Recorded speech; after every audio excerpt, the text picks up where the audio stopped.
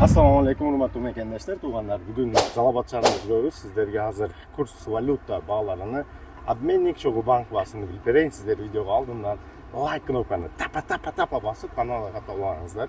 Каналга катталып коюңуздар. Ушундай сонун так маалыматтарды иншалла биринчилерден көрүп аласыңар. Кана кеттик. Базар обменник валюта баалары туғандар. Бүгін доллар 86.50, евро 91, рубль 0.96, сатылышы 0.98 кен.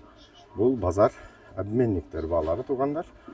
Эртеменки курсы шундай болуп атат.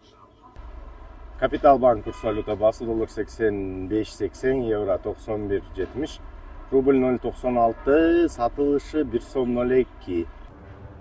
Исламик банк курс валюта баасы доллар 86, евро 92, рубль 0.96, сатылышы 1 сом.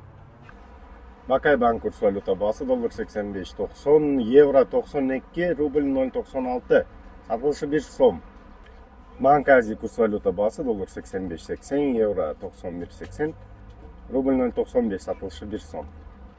Доскредо банк курс валюта баасы доллар 85.80, евро 92, рубль 0.96, сатылышы 1 сом. Мекендештер, малинанын баасы бүгүнкү күнгө 160 сом экен Жалал-Абад шаарында.